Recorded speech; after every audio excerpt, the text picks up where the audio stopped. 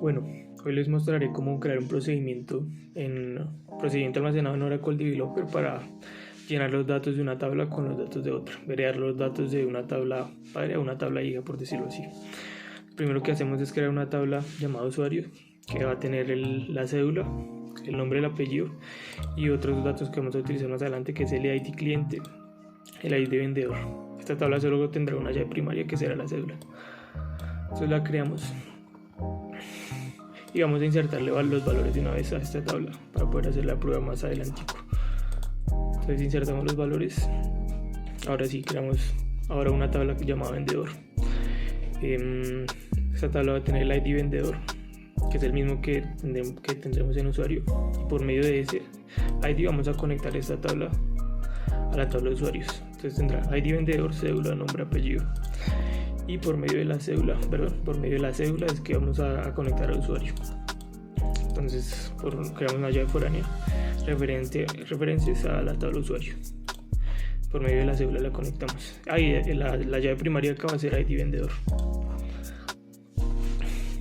Y creamos una tabla cliente muy parecida a la de vendedor, pero esta va a tener, en vez del ID vendedor, el ID cliente. Y también la conectamos con la cédula a la tabla de usuarios. Entonces la creamos. Y ahora sí viene el procedimiento. Entonces lo vamos a llamar llenar tablas. Create or replace procedure llenar tablas. Y vamos a crear un cursor llamado cursor cur1. Y vamos a hacerle un select a la tabla de usuarios. Y vamos a seleccionar la cédula, nombre, apellido y el ID cliente para poder heredar esos datos a la tabla cliente. Entonces comenzamos. Creamos un for begin. Y acá esta variable pues solo va a ser utilizada en este loop. En este loop. Bueno, entonces recorremos el cursor con esa variable y lo que hacemos es insertamos en la tabla cliente los datos que ya habíamos tomado acá arriba, o sea la cédula, nombre, apellido y el ID cliente de la tabla usuarios, y lo vamos a llenar con esos valores. Entonces, como lo estamos recorriendo con R, entonces R la llenamos con el valor que ya insertamos en la tabla de usuarios de cédula, el valor que ya insertamos en la tabla de usuarios de nombre, el valor que ya insertamos en la tabla de usuario de apellido y el valor que ya insertamos en la tabla de usuarios ID client. Quiere decir esto que estos valores, cédula, nombre, apellido y ID client, van a quedar insertados también en la tabla cliente, sin necesidad de hacerlo sino por medio de este procedimiento. Y bueno, ¿qué hacemos al final? Cerramos el loop y cerramos el procedimiento. Entonces vamos a crearlo. Entonces ya ahí compiló. Ahora vamos a ejecutarlo. Y ahí dice procedimiento PL/SQL terminado correctamente. Entonces ahora vamos a hacer un select a cliente, que pues no debería tener nada, pero después de este procedimiento, ya cuando seleccionamos esos datos los transferimos a la otra tabla.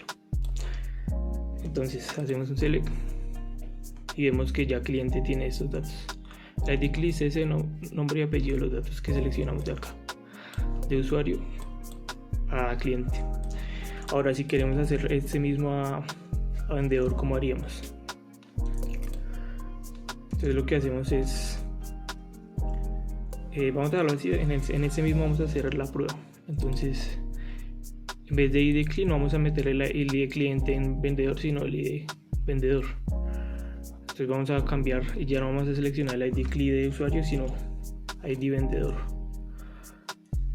ID vendedor, ¿cierto? Entonces mejor lo copiamos para que no haya errores. Cédula de nombre, apellido sí, pero vamos a insertarlos en la tabla vendedor. Entonces lo que hacemos es insert into vendedor. Creamos la tabla y la ponemos acá. Entonces insertamos en vendedor, cédula, nombre, apellido y ya no ID cliente sino ID vendedor. Y acá pues todos los datos son iguales menos el ID client, sino en vez de ID client, ID vendedor. Y entonces así supongo que funcionaría. Entonces le damos create, compilado. Ahora lo ejecutamos y vamos a darle un select a vendedor. Entonces vendedor. y debería haber insertado esos datos en la tabla vendedor también. Y bueno, ahí acá vemos que ya insertó los datos. Entonces hicimos un procedimiento para agregar los datos de una tabla padre a dos tablas hijas.